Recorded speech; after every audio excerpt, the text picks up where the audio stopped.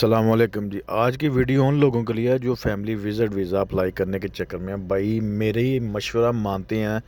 तो वो ये है कि आप इस वीज़े को रहने दें, उम्रे वाला वीज़ा लें और अपनी फैमिली को और बच्चों को जो है ना वो जल्दी जल्दी लेके इधर आ जाए। वजह, अगर आप फैमिली विज़िट वीज़ा के चक्कर में पड़ेंगे ना तो आपका 2 महीने तो अभी किधर जाने वाले नहीं हैं। जब आप अप्लाई करेंगे तो 10-12 दिन के बाद आपका वीज़ा अप्रूव्ड हो जाएगा सऊदी अरब में। उसके बाद जो है ना तशरीफ़ हाफ़िज़ जो है 1 महीने के लिए 20 दिन के बाद की वो आपको अपॉइंटमेंट दे रहा है जिधर आपके फिंगर होने हैं जो भी है। उसके बाद वीज़ा उधर स्टैंप होने के लिए जो है ना वो आपको फिर 15 दिन का और दे रहे हैं, यानी कि महीना 1.5 महीना आपको लगेगा वीज़ा निकालने के लिए। और इससे बेहतर ऑप्शन ये है कि वो 3 महीने वाला उम्रे का वीज़ा लें। 15-20 हज़ार उसमें ज़्यादा लगेंगे, लेकिन ये है उसमें आपको लाहौर के लिए ये जो तशरीफ़ हाफ़िज़ के चक्कर है इनमें नहीं पड़ना पड़ेगा। दूसरा, आपके बच्चों की छुट्टियां जो है ना वो ज़ाया नहीं होंगी। तीसरा ऑप्शन जो है ना वो ये है, और आपके ये दिन जो है ना टेंशन वाले वो भी बच जाएंगे।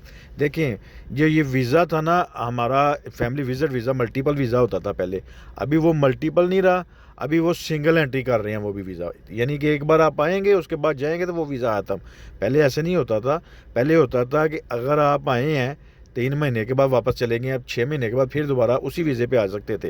ये विज़िट वीज़ा था जो हमारा मल्टीपल। अभी ये सिस्टम उन्होंने ख़त्म कर दिया गवर्नमेंट ने, पता नहीं कब तक ख़त्म है, ठीक है। लेकिन फ़िलहाल अभी ये वीज़ा नहीं है। मैंने अप्लाई किया था वीज़ा 10 दिन में, 12 दिन में मेरा जो ना वो रिक्वेस्ट एक्सेप्ट हुई है, वीज़ा इधर जो है ना अप्रूव्ड हुआ है।